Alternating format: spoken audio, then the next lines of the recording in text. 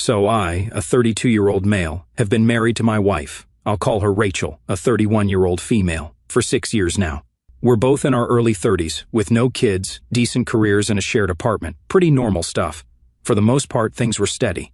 Not perfect or anything, but we made it work. Rachel and I met in college, got hitched right after graduation, and settled into that typical suburban American dream. White picket fence not included, but you get the idea. At first, everything was great. We both had our careers taking off, enjoyed the same shows, and liked to hike on weekends, the whole 9 yards. But somewhere around year 4, things started getting stale, and not the normal marriage's work stale that everyone warns you about. This was different. Rachel started coming home later and later from work. At first, I didn't think much of it. We both had demanding jobs, and sometimes you have to put in those extra hours to keep the boss happy, right? But then I noticed she'd walk in the door, barely look at me, and head straight for the shower. No kiss hello, no how was your day, just nothing. I'd be sitting there like an idiot with dinner I'd made getting cold on the table, watching Netflix alone while she spent an hour decompressing upstairs. When she finally came down, she'd grab a plate, microwave it, and eat while scrolling through her phone. Half the time, she wouldn't even sit at the table with me. Rough day? I'd ask. She'd mumble, not looking up from whatever was so damn interesting on Instagram. I started feeling like a ghost in my own home, like I could walk around naked, covered in blue paint, and she wouldn't even notice. I tried everything, cooking her favorite meals, suggesting date nights, even buying her random gifts just to see her smile again. Nothing worked. She'd just nod, say thanks, and go back to whatever she was doing. I tried talking to her about it a few times. Hey, Rachel, is everything okay with us?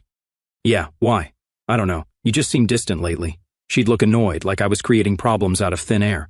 I'm just tired from work. Not everything has to be a big dramatic thing, you know, and I'd drop it because what else could I do? Force her to be present, demand she tell me what was going on in her head. I wasn't her jailer. Then, about 6 months ago, things started getting weirder. Rachel got super into all these self-help podcasts, journaling, growth work, therapy, the whole package. At first, I was cool with it. Good for her, right? If anything, I encouraged it. I figured maybe she was working through whatever had been making her so checked out lately. But then she started pulling away even more, not just physically, but emotionally too. She stopped checking in with me completely, stopped initiating conversations or anything really. Our apartment became this weird neutral zone where we just coexisted without actually connecting. I'd come home from work exhausted, wanting nothing more than to vent about my terrible boss or laugh about some stupid thing that happened at the office. But Rachel would be sitting cross-legged on the floor with her journal, earbuds in, completely in her own world. If I tried to talk to her, she'd hold up a finger like, not now, and keep writing. By the time she was ready to engage, I'd already given up and gone to bed.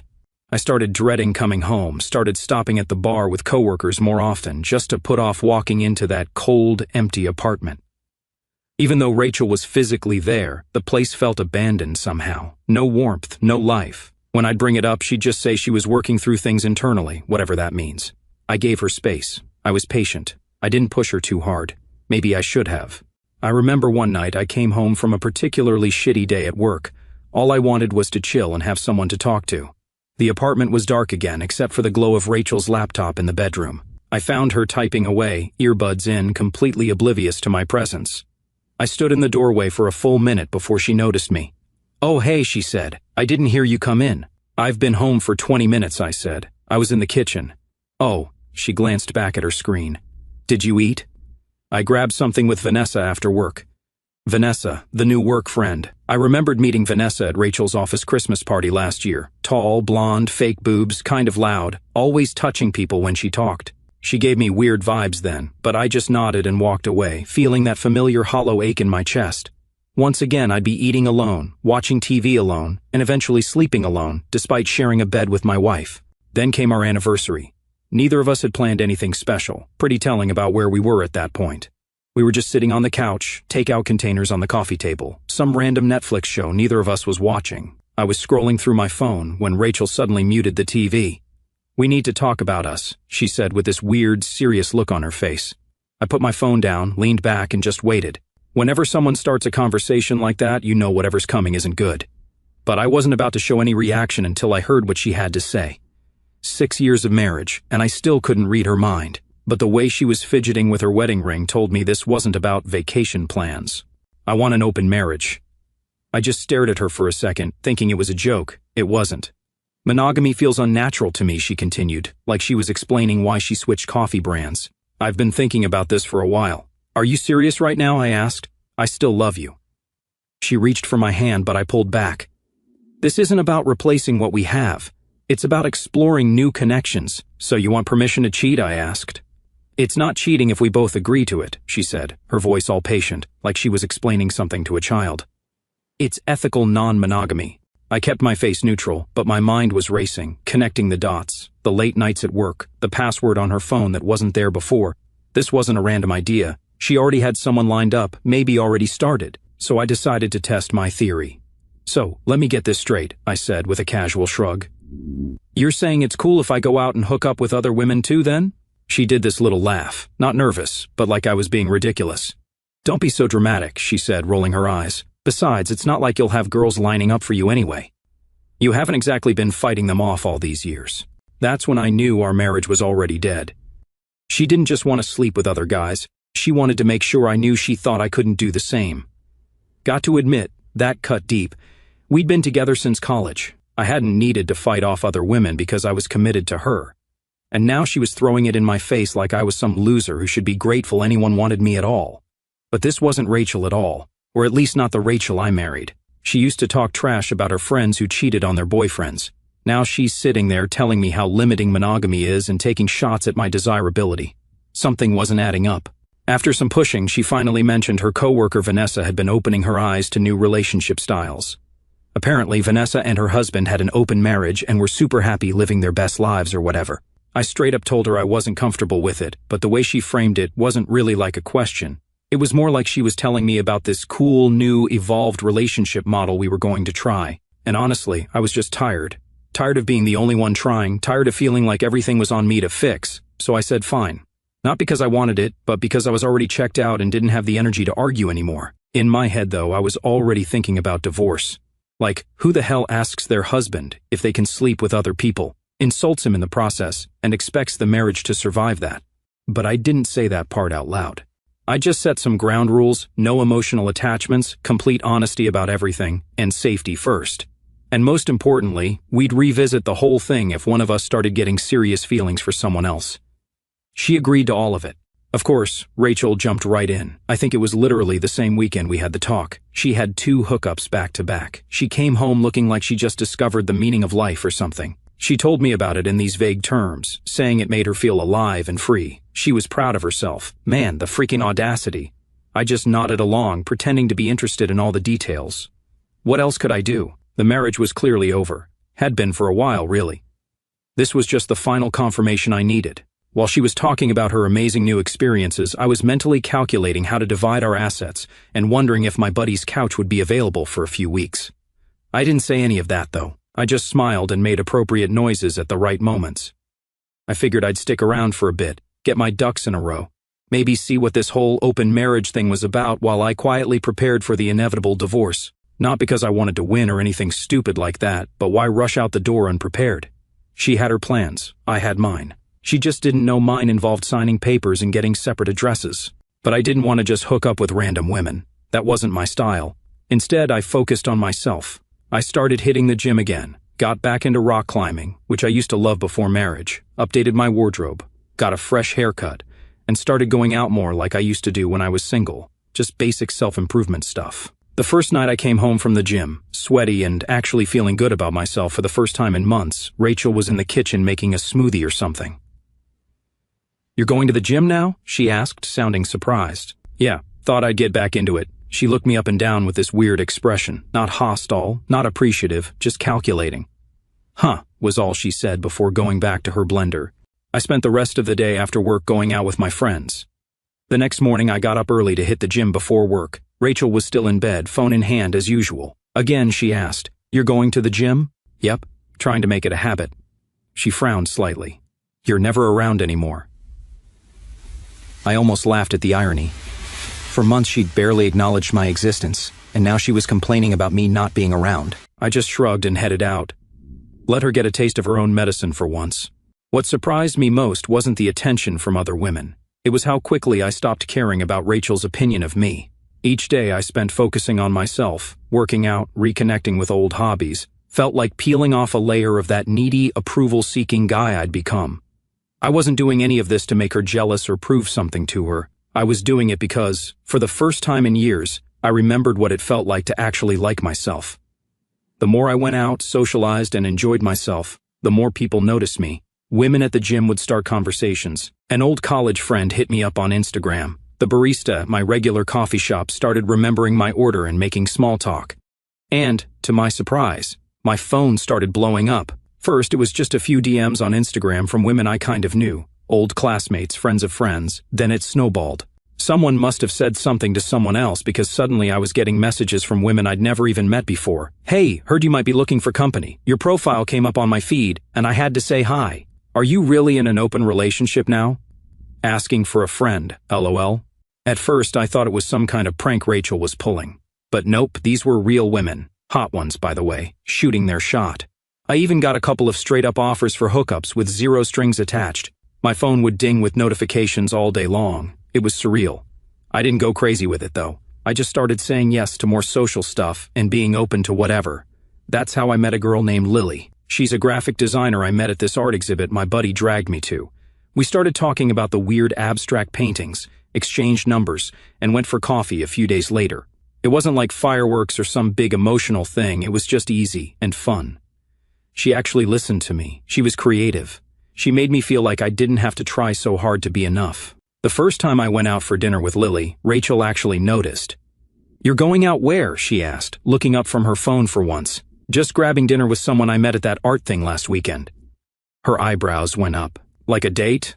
"I mean, yeah," I said, adjusting my collar in the mirror. She just nodded, but I could see something shift in her expression, like she'd suddenly realized there might be consequences to her brilliant idea. We started seeing each other once or twice a week. It wasn't some secret thing, we were both clear about our situations. And even though it wasn't super serious, she was probably the only person I felt like myself around in months. Around this time, Rachel started noticing how often my phone was going off. At first, she didn't say anything, but I'd catch her glancing over when my phone would light up with notifications. One time I was making breakfast and my phone buzzed 5 times in a row. I saw her eyeing it from across the kitchen, but she just sipped her coffee in silence. The look on her face, though, priceless. A mix of confusion and something else I couldn't quite place, maybe disbelief. Then one evening I was chilling on the couch, scrolling through Instagram, when a new DM popped up from this girl I met rock climbing. She was just asking if I wanted to join a group climb that weekend. Rachel happened to walk by right as I was typing back, and I noticed her slow down, hovering just a bit too long. "Popular these days, huh?" she finally said, trying to sound casual, but there was an edge to her voice. I just shrugged. "Just climbing stuff. Seems like your phone's been blowing up lately." She was trying so hard to sound nonchalant, but her eyes kept darting to my screen. "Yeah, I guess so," I replied, not offering any more information. Over the next few weeks, I noticed her watching me more and more. When I'd get a text and smile, she'd suddenly need something from whatever room I was in. If I stepped away to take a call, she'd be right there when I got back, pretending to be doing something else. She never directly asked who I was talking to, but I could see the wheels turning in her head. The woman who'd been so confident I'd have no options was slowly realizing she'd miscalculated badly. One night, I was getting ready to head out when Rachel appeared in the doorway of our bedroom. "Going somewhere?" she asked, leaning against the frame. "Yeah, meeting up with Lily." "Lily," she repeated, like she was testing the name. "That's the 3rd woman this month." I looked up from tying my shoes. "2nd, actually. Why?" "No reason," she said quickly. "Just keeping track, I guess. I thought we weren't supposed to be keeping tabs on each other's social lives." I couldn't resist the dig. "Isn't that part of this whole evolved relationship model of yours?" She flinched slightly. "Right. Of course." Then, trying to sound breezy, "I'm just surprised, that's all. Surprised that you're, seeing so many people." I had to bite back a laugh. "You know what? Turns out the open relationship wasn't a bad idea after all." Her face hardened instantly, that fake smile vanishing faster than free beer at a frat party. Her eyes narrowed to slits, and I swear I could actually hear her teeth grinding. "Yeah, great idea," she spat out. "Enjoy." Then things got messy faster than I expected. Rachel was still seeing some dude from an app, and I was hanging with Lily. Nothing intense, just chill. We'd grab food, hang out, talk, but man, it felt good. Not just getting attention, but the normalcy of it. I didn't have to feel like I was stuck in this one-way emotional dead zone like I had with Rachel for months. Meanwhile, Rachel's hot girl summer started tanking hard. The guy she was seeing ghosted her, just stopped replying after one weekend together. She pretended not to care, but she kept bringing it up randomly. It's just weird because we had such a good connection. And I'd just nod, sip my coffee, saying nothing. Not going to lie, it felt like watching karma in real time. Then I started seeing someone else briefly, just someone from my climbing gym. We had a few hikes together, which turned into a weekend thing. We both knew what it was. No games, no drama, just mutual respect.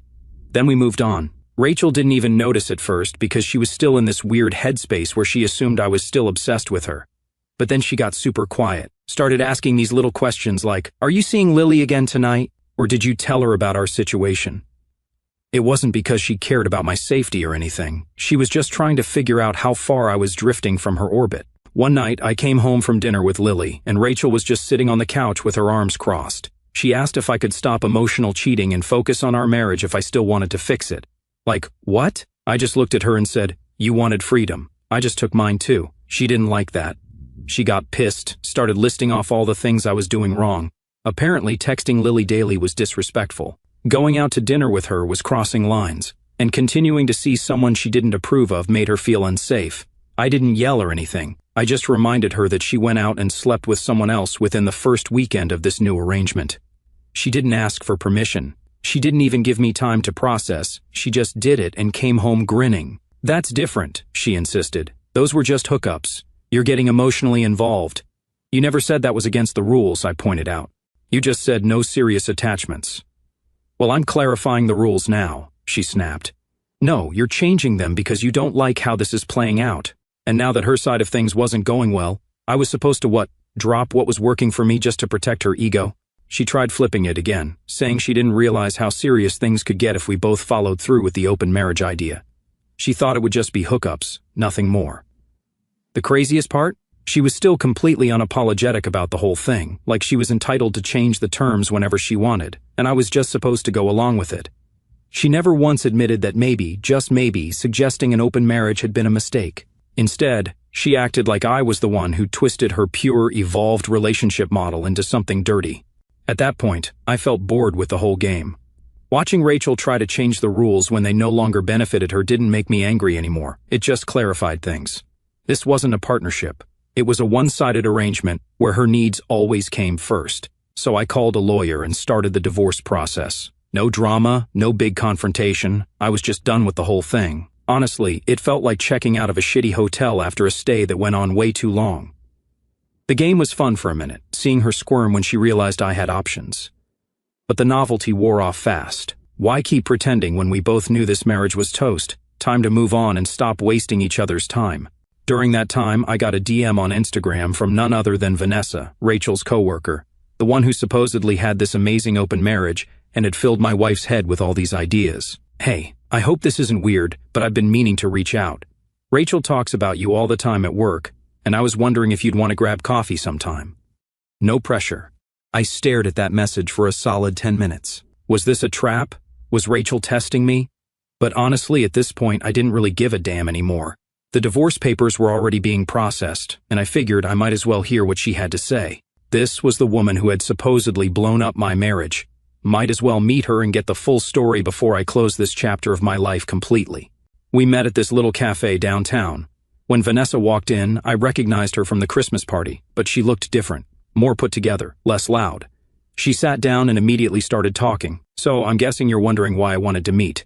I nodded, and that's when she dropped the bomb. "I need to clear something up. My husband and I don't have an open marriage. We never have." I don't know why Rachel would say that. I nearly spit out my coffee. "Wait, what?" "Rachel said you were the one who convinced her to try an open marriage, that you and your husband were doing it and loving it." Vanessa looked confused. "That's just not true. God, I hope Mike doesn't hear about this. We're as monogamous as they come." "Then why would Rachel say that?" Vanessa shrugged. "Honestly, I think she's been trying to impress this new manager at work. He's this young tech bro type who's always talking about his progressive relationship style. Rachel's been kissing his ass since he started." I sat back, trying to process this. So Rachel had lied about where she got the idea. Had she been feeding me bullshit this whole time as we kept talking? Vanessa revealed she'd been worried about Rachel for months. She said she'd been acting weird at work, flirting with coworkers, going out for long lunches with the new manager. Then she dropped another bomb. Rachel had been bringing one of her hookups to office happy hours, introducing him as a friend, but being super handsy in front of everyone. It was embarrassing, honestly. Everyone knows she's married. "I just thought you should know." By the end of that coffee, I had a whole new perspective on things.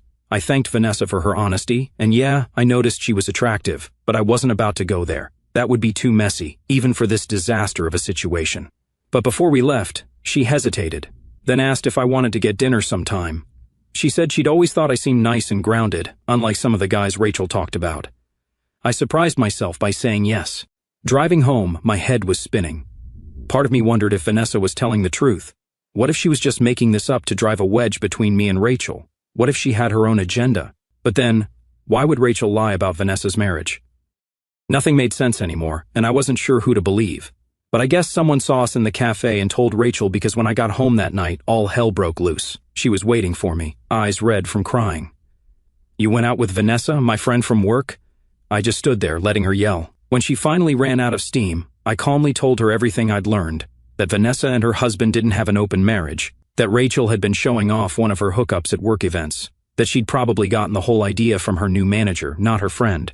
Rachel went pale. Then she switched tactics completely. Suddenly, she was crying, saying she'd made a huge mistake, that she'd been confused and influenced by people at work, that she realized now how much she loved me and only me, that she wanted to close the marriage again, go back to being monogamous, maybe even try couples therapy. "I was just experimenting," she sobbed. "I didn't think you'd actually go along with it and start seeing other women." "So you thought what? That I'd just sit at home while you explored?" I asked. "I didn't think you'd actually get dates," she blurted out, then immediately looked like she regretted it. "I mean, I just never thought you'd be so into it." And there it was, the ugly truth. She'd never expected me to get attention from other women.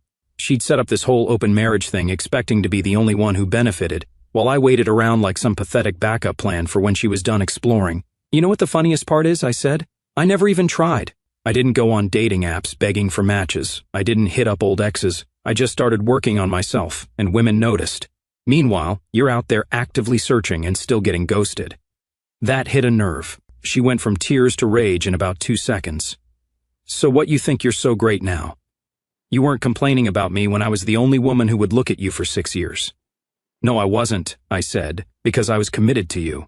I didn't want other women looking at me, but you changed the rules. Remember, you decided our marriage wasn't enough for you. Don't be mad that I turned out to be better at the game you started." She stormed out after that, slammed the door so hard a picture fell off the wall. I just sat on the couch, feeling this weird mix of anger and relief, like finally the truth was out in the open.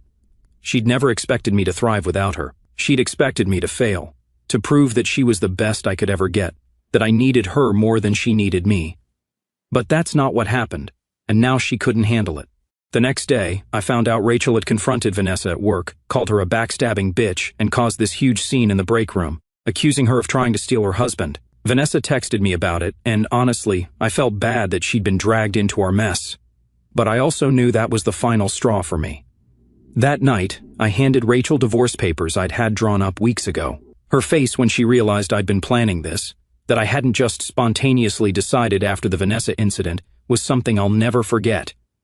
"Marriage isn't a game," I told her. "You don't get to change the rules when it suits you, then change them back when it doesn't. I'm done." She went into full panic mode, crying, begging, promising to change. She said she'd quit her job, delete all her dating apps, anything I wanted. But it was too late. I'd mentally checked out the moment she suggested opening our marriage and laughed about how no one would want me anyway. I just hadn't admitted it to myself until now. "You can't do this," she said. "I made one mistake." "No, you made a series of choices," I corrected her. "You chose to pull away from me. You chose to suggest an open marriage. You chose to lie about where you got the idea. You chose to hook up with other guys without giving me time to process, and you chose to make me feel like I should be grateful anyone wanted me at all. Those weren't mistakes. They were deliberate decisions." She had no response to that, just more tears and accusations. But she never, not once, actually apologized for what she'd done. The next few weeks were hell. Rachel went between begging me to reconsider and threatening to destroy me if I went through with the divorce. She called my parents, told them I'd been cheating on her with multiple women, conveniently leaving out the whole open marriage part. She tried to turn our mutual friends against me, saying I'd changed and become some kind of player. But I had receipts, text messages where she'd laid out the whole open marriage idea, screenshots of her dating app profiles, the conversation where she'd literally laughed at the idea of me getting attention from other women. Once people saw those, the narrative shifted real quick. What really sealed the deal, though, was when her manager got involved. He actually had the balls to text me, saying he thought I was being closed-minded and punishing Rachel for her sexual liberation. He said, "If I was a real man, I'd be secure enough to let my wife explore her desires without feeling threatened." I didn't even dignify that with a response. I just forwarded the message to Rachel with, "Your boyfriend's texting me now." Real classy. She called me immediately, crying and swearing he wasn't her boyfriend, that they'd never hooked up, that he was just a mentor at work. But the damage was done. If this guy felt comfortable enough to reach out to me, her husband, and lecture me about my own marriage, there was definitely something going on there. The divorce wasn't pretty, but it was necessary. I didn't stick around to watch the fallout. I moved out, got my own place, and focused on rebuilding my life. I didn't date for a while, not Vanessa, not Lily, not anyone. I needed time to process everything and figure out who I was outside of that toxic relationship. Sometimes I'd get texts from Rachel late at night. Sometimes angry, sometimes sad, sometimes weirdly nostalgic. I stopped responding after a while. There was nothing left to say. I kept up with the gym, the rock climbing, all the stuff I'd gotten back into during our open marriage phase. Not because I was trying to impress anyone, but because I genuinely enjoyed it. I reconnected with old friends, made some new ones, started traveling a bit, just weekend trips to places I'd always wanted to see. I started spending more time at this little coffee shop near my new place. Nothing fancy, just quiet enough to think. After a while, the barista started noticing me coming in almost every other day. One afternoon, while handing me my usual, she smiled and said, "Rough week, I guess?" I must have looked worse than I thought because we ended up talking for a bit. Nothing deep at first, just little things, work, hobbies, favorite books. She joked that I was turning into a piece of the furniture, and somehow, it didn't feel like small talk. It felt easy. Over time, it just kind of happened. Coffee turned into longer conversations. Conversations turned into grabbing dinner after her shift. I wasn't looking for anything, but she made it hard not to notice how different things could be when someone actually gave a damn. She was grounded, honest, didn't play games, didn't need to explore anything. She knew who she was, and for the first time in a long time, I felt like I could just breathe. Looking back, it's funny. Rachel had spent so much energy trying to find freedom, chasing people who barely looked twice at her. Meanwhile, without even trying, I found something real just living my life. It's funny how things work out. What started as Rachel's attempt to get freedom from our marriage became my path to actual freedom. Freedom from seeking her approval. Freedom from questioning my worth. Freedom from a relationship that had turned toxic. If she hadn't pushed for that open marriage, I might still be there, making dinner for someone who couldn't be bothered to look up from her phone, still feeling like a ghost in my own life. A while later, I ran into Vanessa at a bar. She was there with her husband, happy and drama-free. We caught up for a minute. She mentioned Rachel had moved to another state and was still single, still searching. I wished her well. No anger, just quiet closure. As for me, life got better. I still hit the gym, still climb, still hang out at that coffee shop. Sometimes we talk about the future, but there's no pressure, no games, just two people who actually mean it when they say they care. Rachel wanted freedom. She got it, so did I. Turns out, mine came with peace instead of chaos.